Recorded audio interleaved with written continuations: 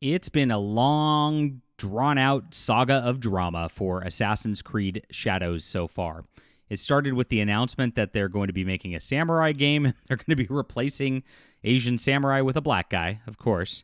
And then the media, of course, like IGN here, went and covered up for it, calling all the fans racist and sexist bigots. Then it came out that they're going to push LGBTQ content in this wonderful, wonderful game. I can't even get through saying that. And it's gotten worse. The developers broke down. I'm going to remind you of that. And now it looks like they're crying foul because they're getting criticism for the game.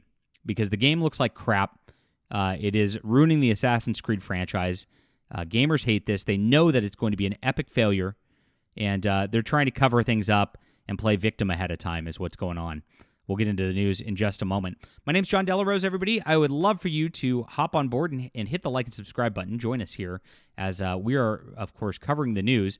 And I'm also making my own content. I've got a great graphic novel called The Hidden Emperor coming out to Kickstarter very, very soon. Please check this out. The link's in the description below.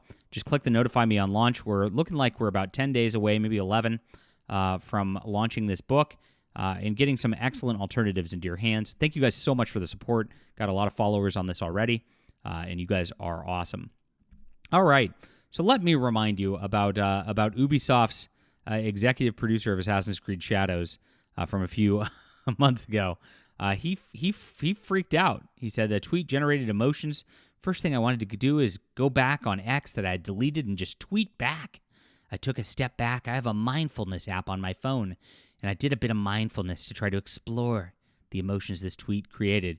This is all because Elon Musk made fun of it, saying that DEI kills art, and it really does. And this is after they made a whole thing calling fans racist for not liking this. After they doubled down on the wokeness by saying that it was going to be gay and black.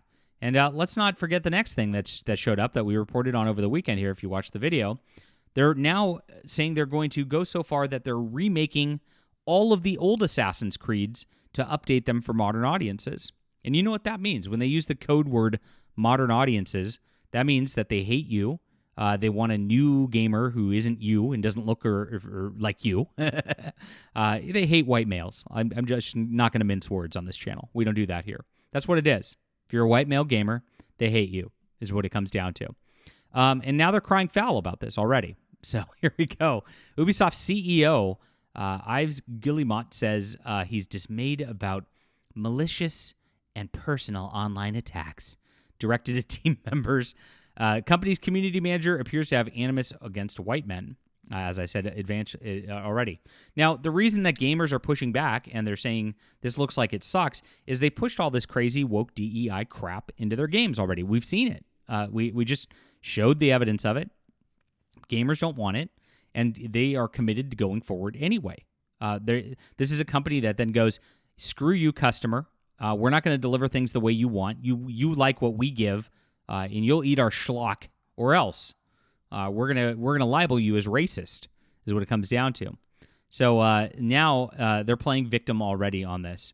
Now remember, Ubisoft is not just all about the Black Samurai. It's also about the female replacement Han Solo from Star Wars Outlaws, so you can play as your wine aunt that you always wanted to when you wanted to play a Star Wars adventure game. So in the interview, Ubisoft's director of editorial communications that was published, the CEO said, I'd like to end with a two-part question. First part, what dismays you about the game industry right now? It's not quality of games. It's not the fact that people are tuning out of this stuff. It's about the fact that like gamers have mobilized and gamers have gotten together and they're actually affecting change. And these guys are scared for their jobs because they've done such a poor job coasting and trying to appeal to these weirdos at like places like Sweet Baby Inc. for so long that they know that they've upset all their customers. So he says, one thing I'm concerned about right now, the malicious and personal online attacks that have been directed at some of our team members and partners. Yeah, this is just criticism about video games. That's all it is. I want to make it clear that we at Ubisoft condemn these hateful acts in the strongest possible terms, and I encourage the rest of the industry and players to denounce them too.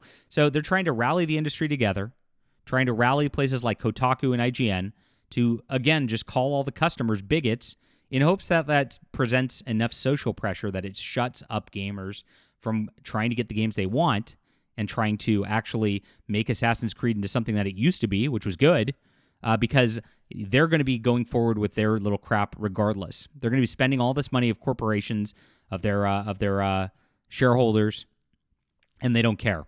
And they really think that if they can just band together as the industry, and they really think they're in a spot that there won't be alternatives, and that you'll just shut up and you'll just play the game because it's got the brand name on it. They are so out of touch with reality at this point. It's not 2014 anymore.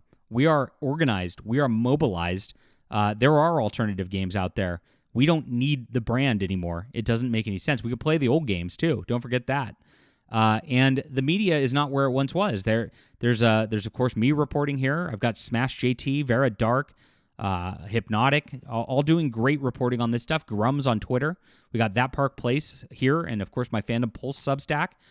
So they can't control the narrative like they used to, and that's what they're flipping out about. This is a massive cope for the fact that they can't control the narrative anymore because gamers actually have a voice to voice the truth, whereas they didn't used to. If you remember 2014, my friends, with Gamergate, Twitter used to shut down people. Like Zoe Quinn and those people used to get people mass reported. You'd get banned. You wouldn't be able to get the word out. There were no outlets that were covering this kind of stuff. It was a one-sided battle of a media war, and now there's a lot of free speech on the internet. There's a lot of different places you can go. You've got alternatives to the mainstream gaming industry. It was about ethics and journalism, and we've got some ethical journalists now combating the Alyssa Macrantes of the world. Really is what it's about. So they'll call it malicious and personal attacks. They'll say it's harassment. They'll say it's terrorism. They'll use that word for real. But what they won't do is reflect and go like, you know what? Our customers are upset, and we better make a game that they actually want. They never do that. They never figure this out. These people are going to have to be fired wholesale from these companies is what it comes down to, and you should absolutely keep the pressure on. The pressure is getting to them. They're cracking, and eventually the board is going to fire these people. They're going to replace them with people who actually care about video games again.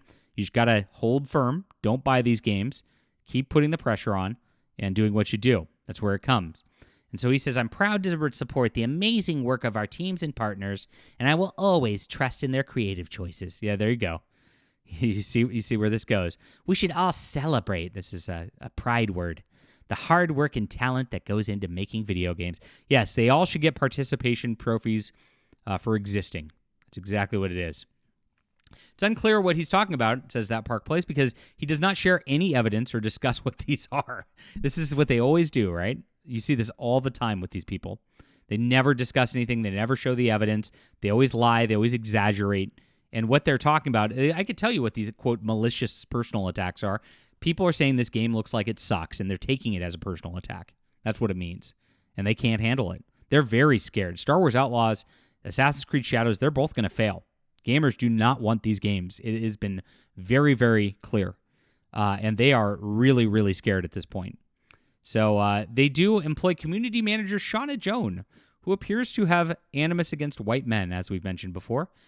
Shared by from screenshots from Kooks. You can see the community manager for... she's got the pronouns in bio. She posts diversity matters. And she says... Ninja is boasting about his, quote, white privilege by doing this.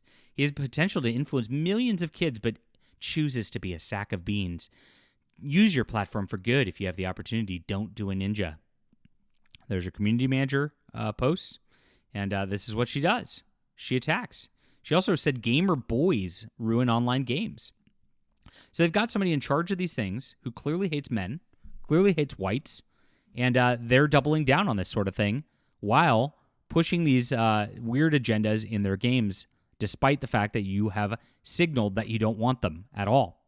So this is what they're going to keep doing until they have a massive loss here. I can't wait to report on the sales numbers for both of these games. When AC Shadows comes out, when Star Wars Outlaws comes out, they're going to have such a massive failure in both of these games. It's going to be all hands on deck. But they're not going to change right away. Remember, these AAA games take 2 to 3 years to develop. It's not going to be an overnight thing. It's not a quick thing. We'll have some victories along the way, but you also got to remember the ride never ends. We have to keep the pressure on always. All right, leave a comment down below with what you think about this.